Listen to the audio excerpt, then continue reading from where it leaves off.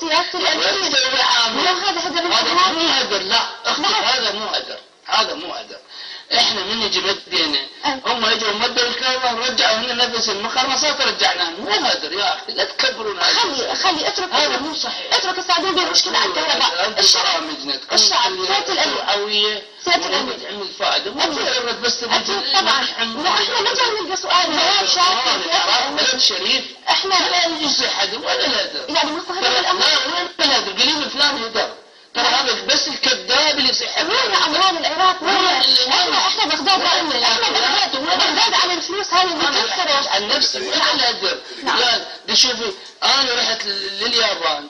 اليابان شفت شركات يابانيه يسوون مقرنص، احنا نسوي المتر المربع المقرنص الله وكيل نسويه ب 80,000 دينار ونسويه غاليه 80,000 دينار. 80,000 دينار رحنا. وباليابان ايش قد يسوون؟ باليابان الله وكيل 5000 دولار. زين. يعني تدري ايش قد فرق؟ ما ادري ايش قد فرق، قلت لهم تعالوا اشتغلوا، شفتها حلو، تعالوا اشتغلوا ببغداد نطق. قالوا احنا وين نشتغل؟ احنا هاي اسعارنا.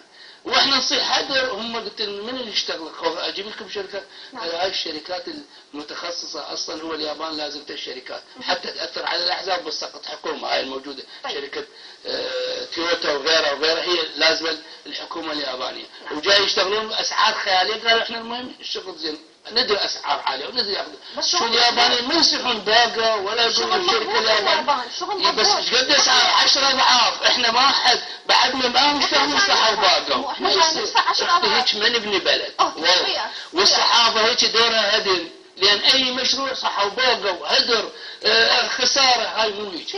اللي يريد احنا نحاسب كون المسيء نحاسبه والمحسن كون نحسن اليه. لا ابدا. وين احنا هسه بلدنا احنا فاضحين. رحت انا اقول لك رحت لاحد البلدان اجى واحد قال الله يساعدكم العراقيين ايش قد فساد. قلت له وين الفسادات؟ قال شو ادري شو مسؤولينكم يقولون احنا فاضحين ارواحنا عيب والله العظيم عيب.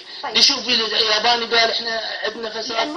لا موجود اكثر ما عندنا. هسه ضربت متر مخرمص ب 5000 دولار احنا ب 40 دولار. طيب وين العدد ذاك ياخذ؟ ليش ياخذ 100 ضعف ما ادري 200 ضعف؟ خليني اسالك سؤال وجاوبني. بس هم مرتبين احنا مخربطين. الان بتاكيد منك انه لا يوجد بطاله ولا توجد فقر ولا توجد سرقه ولا توجد شيء.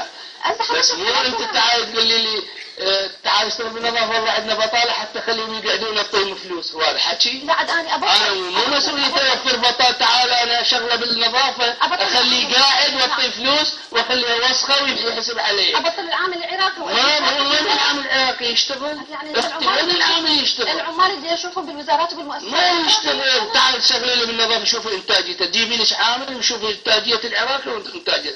ما يشتغل يا اختي والله العظيم. كنتم واقعيين. ما يشتغل. ما يشتغل والله العظيم ما يشتغل. مع احترامي وتقديري وانا اقبل ايادي بس ما يشتغل. سيادة الامير يعني انت يهمك وضع بغداد وانت عند توليك المنصب كان همك الاول هو خدمه المواطن البغدادي وخدمه واحد. مو بس انا لازم كل واحد انه يتولى منصب ويريد يخدم بغداد يدري شلون يقدم الخدمه لاهل بغداد من افضل الخدمات. طيب وانت اكثر من لقاء اكدت انه انت رجل تكنوقراط.